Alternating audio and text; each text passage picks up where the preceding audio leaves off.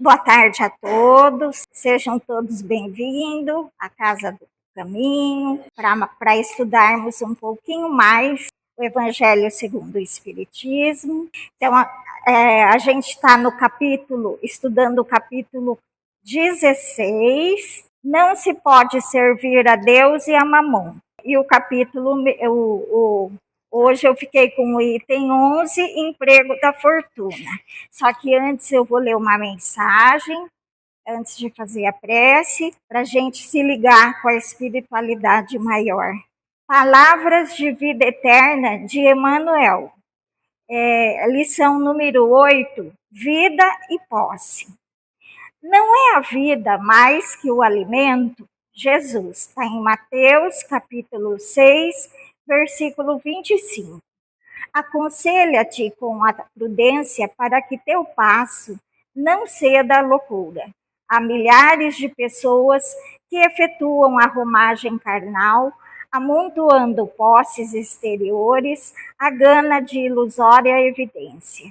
Senhoreiam terras que não cultivam, acumulam ouro sem proveito, guardam larga cópia de vestimenta sem qualquer utilidade, retêm grandes arcas de pão que os vermes devoram, disputam remunerações e vantagens de que não necessitam, imobilizam-se no medo ou no tédio, no capricho maligno ou nas doenças imaginárias, até que a morte lhes reclama a devolução do próprio corpo. Não ouvides assim a tua condição de usufrutuário do mundo e aprende a conservar no próprio íntimo os valores da grande vida. Vale-te dos bens passageiros para estender o bem eterno. Aproveita os obstáculos para incorporar a riqueza da experiência. Não retenhas recursos externos de que não careças. Não desprezes lição alguma.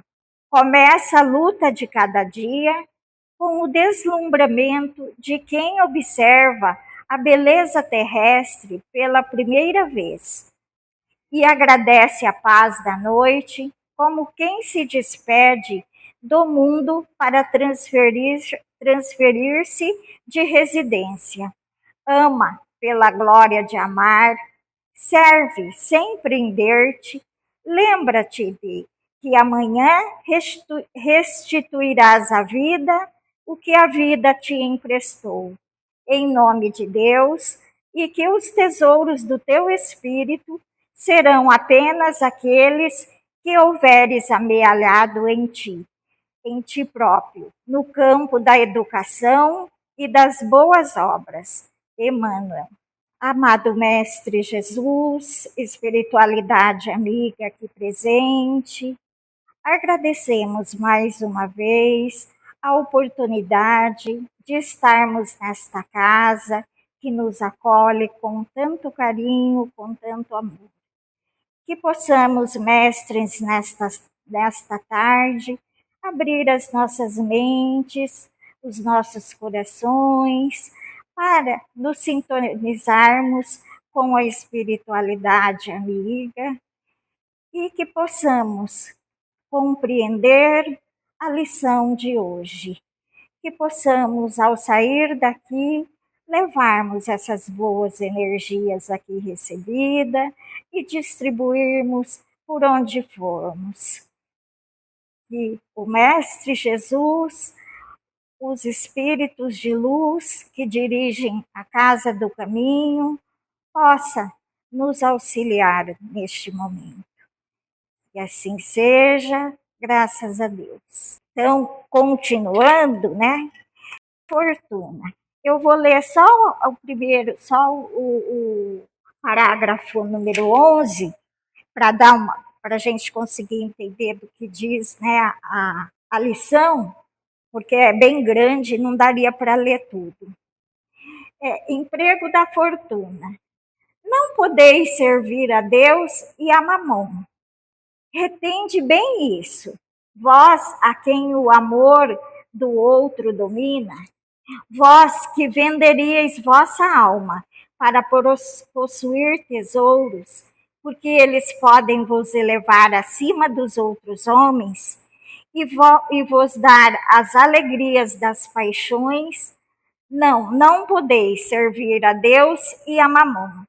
Se, pois, sentis vossa alma dominada pelas cobiças da carne, apressai-vos em sacudir o jugo que vos oprime, porque Deus, justo e severo, vos dirá: que fizeste, dispenseiro infiel, dos bens que te confiei? Este poderoso móvel das boas obras, não fizeste servir senão a tua satisfação pessoal? Qual é, pois, o melhor emprego da fortuna? Procurai nestas palavras: amai-vos uns aos outros, a solução do problema. Aí está o segredo de bem empregar as riquezas. Aquele que está animado de amor ao próximo tem sua linha de conduta toda traçada. O emprego que apraz a Deus é o da caridade. Não essa caridade fria e egoísta que consiste em derramar em torno de si o supérfluo de uma existência dourada, mas essa caridade cheia de amor que procura o infeliz, que o reergue sem humilhá-lo. Rico, dá do teu supérfluo, faze melhor, dá do teu necessário, porque o teu necessário ainda é supérfluo, mas dá com sabedoria.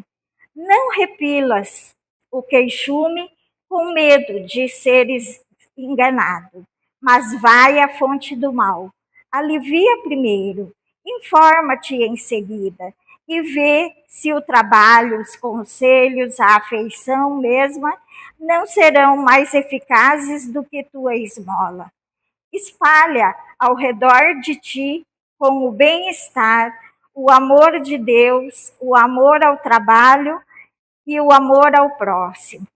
Coloca tuas riquezas sobre um capital que não te faltará jamais e te trará grandes interesses as boas obras. A riqueza da inteligência deve te servir como a do ouro. Espalha ao redor de ti os tesouros da instrução. Espalha sobre os teus irmãos o tesouro do teu amor e eles frutificarão. Cheveros Bordels, 1861. Então, só por aqui já dá para a gente perceber, né, que a riqueza, ela não é um mal, ela não vai condenar ninguém, porque antigamente se falava muito que o pobre, que acabavam misturando muito pobreza com humildade, falava, os humildes, né, serão elevados, vão para o reino dos céus. E trazia isso também para a pobreza. Então falava, quem é pobre é mais fácil ir para o reino dos céus do que os ricos. Também analisaram erradamente a frase que fala que seria mais fácil um camelo passar pela agulha do que um rico chegar aos céus, né? Mas na realidade é só má interpretação. Então, analisando esse texto que eu li, o que podemos entender com a frase não podeis servir a Deus e a Mamon? É que o amor aos bens e gozos materiais, o ouro, o dinheiro, o poder, não dá para a gente, na terra, né, pensar só no material e esquecer do espiritual. Então, não dá para servir a dois senhores, não dá para servir a Deus e servir ao ouro ao mesmo tempo, né? A ganância que a sempre querer ser maior, às vezes conseguir riquezas de formas ilícitas, Então, não dá para servir a Deus e a Mamon. Que o amor aos bens e gozos materiais é incompatível com o amor a Deus e ao próximo, visto que aprisiona o homem nas cadeias do egoísmo, levando a empregar sua riqueza exclusivamente na satisfação pessoal. Então, a riqueza em si, ela não é nem boa nem ruim. Vai depender do uso dessa riqueza, né? Se a riqueza ela pode fazer que a gente consiga evoluir muito numa encarnação, se ela for bem usada, se ela for para gerar empregos, para construir escolas, para auxiliar aos necessitados. Às vezes, nem precisa de tanta riqueza assim para se auxiliar as outras pessoas, né?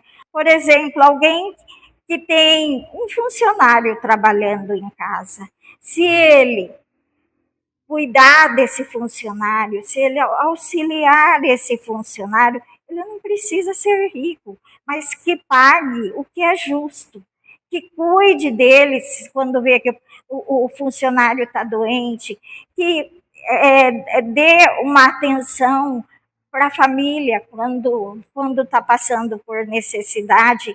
Tudo isso já é um exemplo de utilizar bem até aquele pouco que a gente tem, que não há necessidade de ser rico, muito rico, para poder auxiliar os outros. A riqueza ela só é ruim quando a pessoa pensa só nas coisas boas, só em ganhar muito, em aparecer na mídia, e esquece das coisas de Deus. Hoje, através da rede social, a gente vê muito esse exibicionismo, né?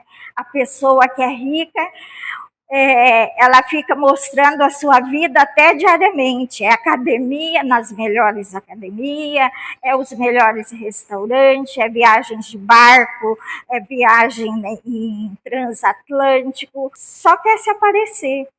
Ela não pensa de repente, se aparecer também na mídia, mas através de um trabalho social, através de auxiliar uma ONG que faz projeto social, também ela vai aparecer na mídia desse jeito. Mas não, normalmente o que a gente vê não é isso. É querendo se mostrar que é poderosa, que é rico, que é bonito, que é isso, que é aquilo. E isso não é o que Jesus nos ensinou. E não é para o caminho do bem, não é para a nossa evolução espiritual. Vivamos como espíritos encarnados, conscientes de que a vida material é um instante. A nossa encarnação é como se fosse um grão de areia, se a gente for comparar com a nossa imortalidade.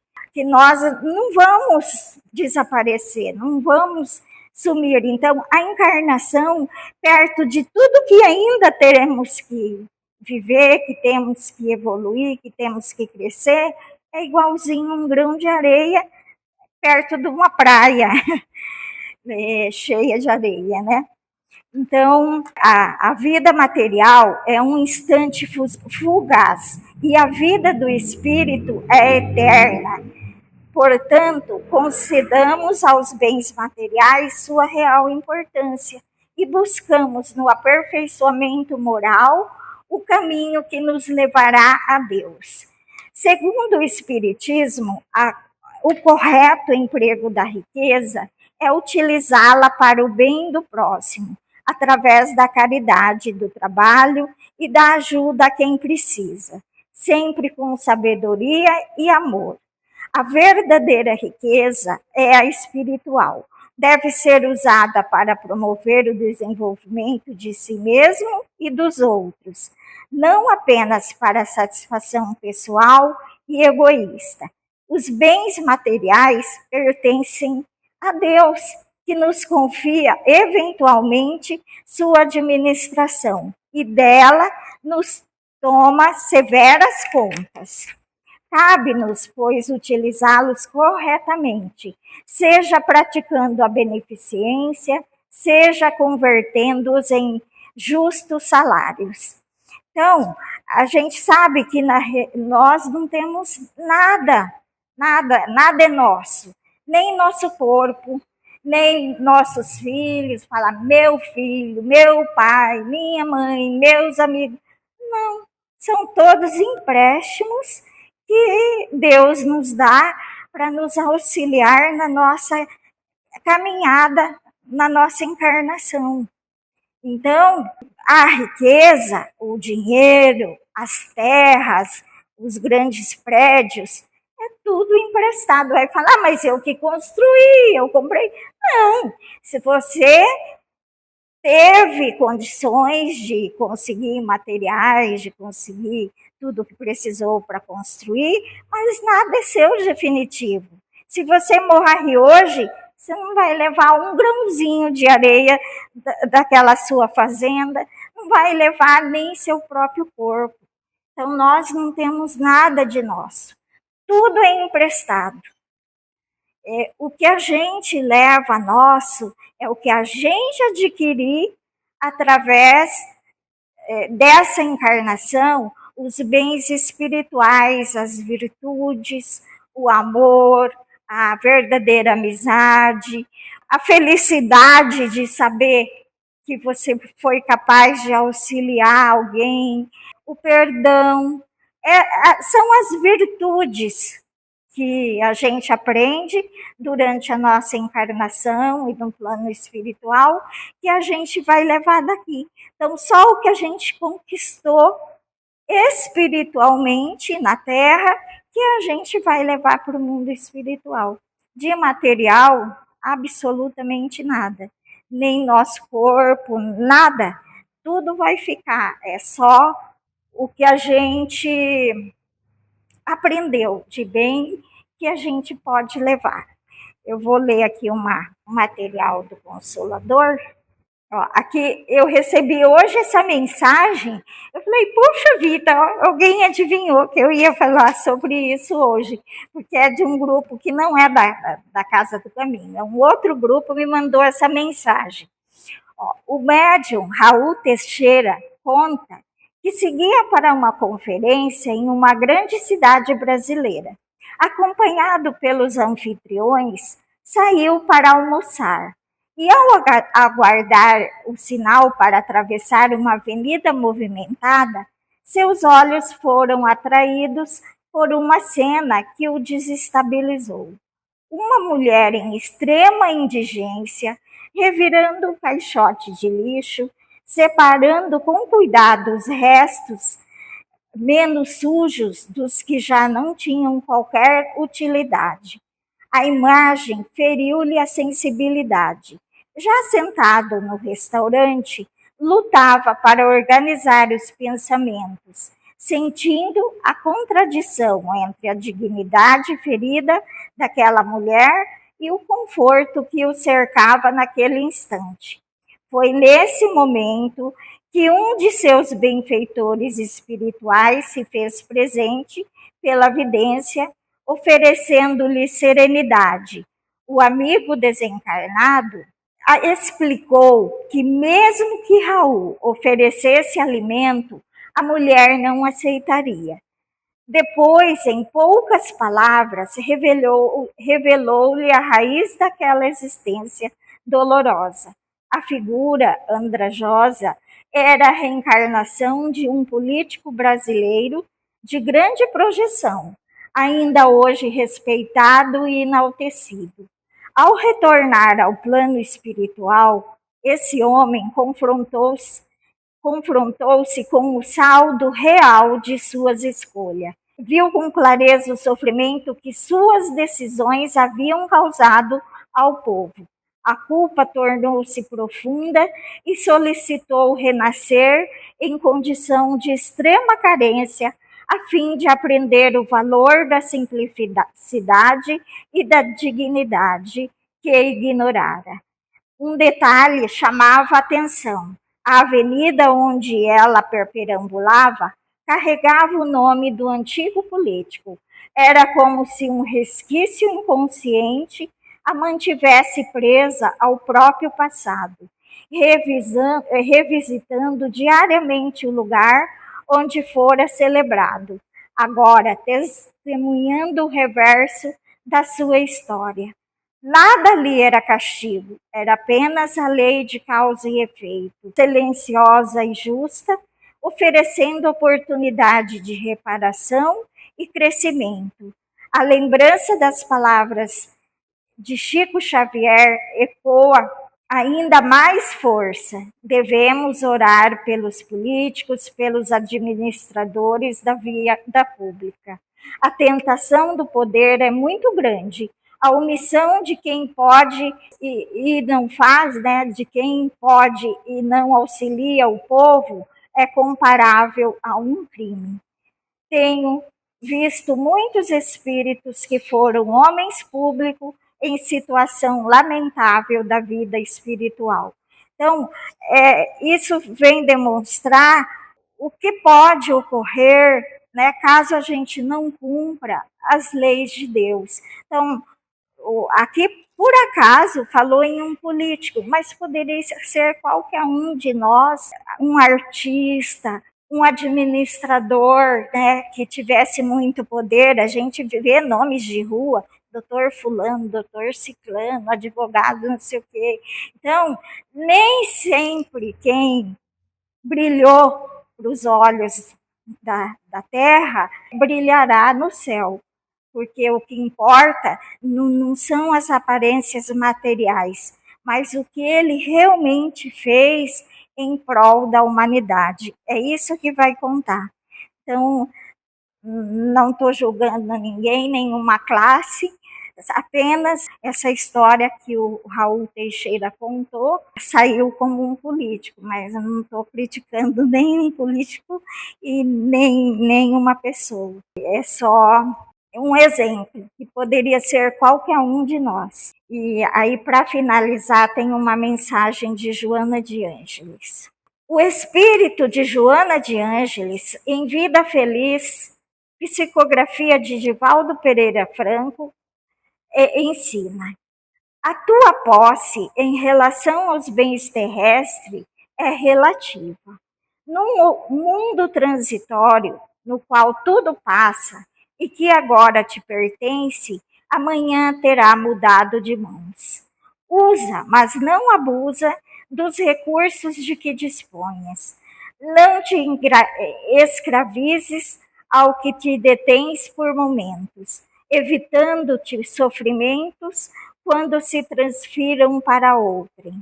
Os únicos bens de duração permanente são os tesouros dos sentimentos, da cultura e das virtudes. Acumula tesouros no céu, ensina o Evangelho. Então, por hoje, era o que eu queria passar. Vamos mentalizar Jesus, agradecer mais uma vez por essas mensagens, por esses momentos de luz que nos auxilia, nos faz pensar como estamos agindo em nossa encarnação, o que podemos fazer para nos melhorar, para ser cada dia melhor, hoje melhor que ontem e amanhã melhor que hoje. E te pedimos, Mestre Jesus, que auxilie o nosso país neste momento tão conturbado, que possamos receber de Ismael, o nosso anjo protetor, mensagens de paz, de amor, de equilíbrio, de fé renovada e esperanças para os dias que virão. Pedimos também, Mestre Jesus, que as falanges de cura possam visitar os hospitais, o centro cirúrgico. Em especial, hoje, quero pedir por Suzana Robledo, que se encontra numa UTI, sem possibilidade de realizar a cirurgia, porque os anestesistas se encontram em greve. Que eles possam, Senhor, serem tocados e, e ser também atendidos pelos seus superiores nos seus desejos, e que possa tudo voltar ao normal. Obrigada, mestre. Obrigado, equipe espiritual da Casa do Caminho. E ser conosco, hoje e sempre. Que assim seja.